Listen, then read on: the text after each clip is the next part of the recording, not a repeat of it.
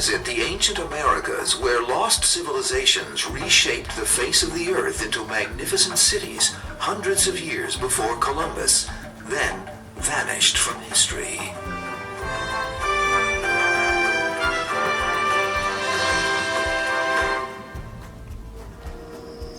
When the settlers of the 16 and 1700s began pushing inland across North America, they came across many strange earthen structures. High cone-shaped mounds, long ridges, huge flat-topped pyramids dotted and rippled across the landscape. Inside these mounds, unusual pottery and ornate artifacts were often found next to human remains of an ancient people that vanished long ago. For over 2,000 years, ancient peoples left their marks throughout the eastern half of the country, referred to as the woodlands. Hundreds of sites containing thousands of earthworks were discovered. Looking at this undertaking in its entirety, it is clear that the labors of the North American mound builders were of such magnitude that these structures are one of the great accomplishments of early mankind.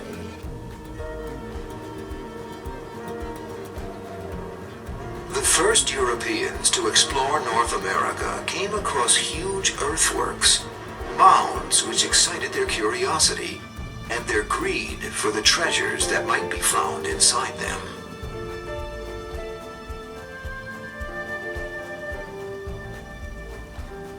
Early excavations uncovered an extraordinary amount of beautifully crafted pottery and artifacts. Many showed sophisticated workmanship and were evidence of elaborate trading networks that brought goods from as far off as the Rocky Mountains and the Gulf of Mexico, a distance of more than 1,000 miles. A number of the ancient graves that were excavated revealed elaborate burial practices. This all seemed far too exotic to be indigenous to the New World. Attempting to make sense of these baffling earthen structures, later visitors to North America refused to accept that they were the work of ancient Indians. To them, the finds were evidence that a more sophisticated culture had once thrived there. Not only did the current lifestyle of the Indians seem unrelated, but the Indians themselves seemed unaware of who had built the mounds. Anxious for a solution, Americans at the time came up with other explanations. The earliest interpretations of the people who built the mounds was that they couldn't have been Native Americans. They had to have been constructed by someone coming in from somewhere else, whether they were lost Welsh tribes or lost children of Israel or Maya from South America or something like that. But in fact, they do appear to be, and there's no evidence to suggest that they're not, purely indigenous. The people who were living here at the time constructed them. Even the lost continent of Atlantis was included in these lost race theories. The ideas presented not only seemed exciting and magical, but were probably promoted to increase the value of the artifacts by those plundering the mounds for profit. These theories also gained support from the racist notion that Indians were not sufficiently civilized or ambitious to have been responsible for such feats. When these lost civilization explanations lost credibility, another rose to replace it. The mounds were natural geological features formed through unusual erosion. Believers pointed out that America was filled with other spectacular and unique natural landforms. The artifacts were often explained as coming from tribes that lived on these natural landforms at different times. Part of the problem, of course, was that the science of archaeology was in its infancy.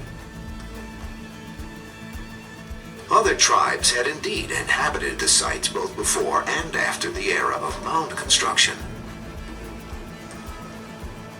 But without modern dating techniques and a total understanding of population densities, the confusion is understandable.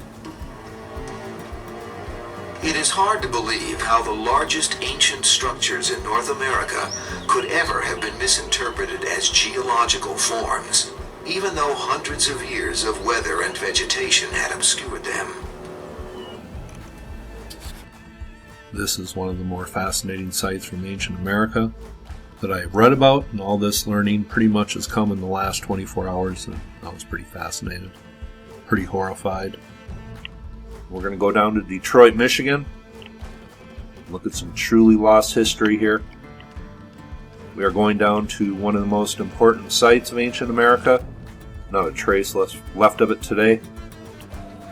Here we are down on Google Earth, just off Jefferson Avenue up here, and in this exact area, a couple thousand years ago, there was a great earthen pyramid here, and it stretched over into this parking lot over here. Today, nothing remains, and this pyramid came out into this area.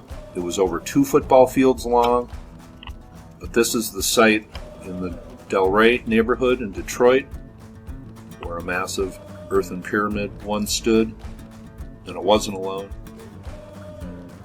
And this is one area that is built right over the remains, more than likely, of many skeletons from this lost race, this Moundbuilders group, or whatever you want to call it. I believe today still remains are right under the earth here. Now here is that area from overhead where this earthen pyramid once stood. It was right in the middle of the screen here, just off of Jefferson Avenue. And this is the Rouge River here.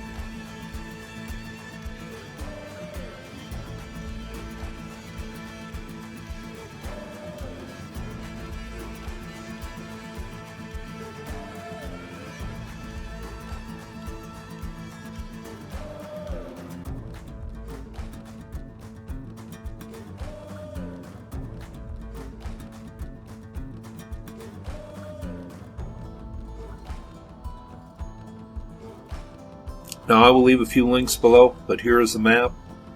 And these were called the Springwell Mound Group. And there was mounds spread up quite a ways up the river here, but here is that main mound in the area I showed you on Google Earth. But what I'm learning about ancient America, it wasn't white settlers who settled a lot of these towns in ancient America. There was an initial great earthen mound from the Moundbuilders, and that was the initial structure in a lot of these towns. I've talked about St. Louis, Pittsburgh, here's Detroit, Michigan. Now here's an article written a few years ago, and I will leave the link below. It says, what is the oldest human man-made structure in Detroit? Many people would say it's the Charles Trowbridge residence or possibly the James Smith log house. But couldn't you say it's the burial mound located on the grounds of the Detroit historic Fort Wayne? Human remains more than 1,000 years old were removed from the mound in the 1940s. But this earthwork of sand and topsoil may not fully be what it appears. And here is a look at the only remaining mound. This is called the Fort Wayne Mound near the old Fort Wayne site. But this is actually two mounds that were bulldozed together, and it's the only trace of this ancient history left in this area today. It says the monument of Fort Wayne was not alone. Before the 19th century, it was only one of several burial mounds built on a large sand hill that used to lie just north of the confluence of the Detroit and the Rouge rivers. The hill was about 300 yards wide, nearly 3/4 of a mile long, and rose 20 feet above the shore. The French called this area Belle Fontaine because of the abundant freshwater springs that gushed from the side of the hill. The British called it Spring Wells.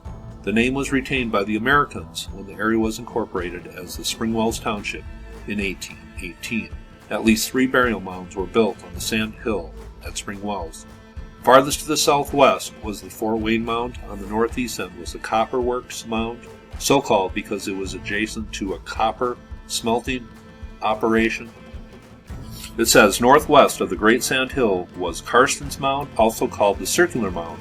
It says southwest of the Sand Hill was a mysterious circular enclosure called the Spring Wells Earthwork. Near the north bank of the Rouge River, about 1/2 mile from the shore of the Detroit River, was the Great Mound of River Rouge.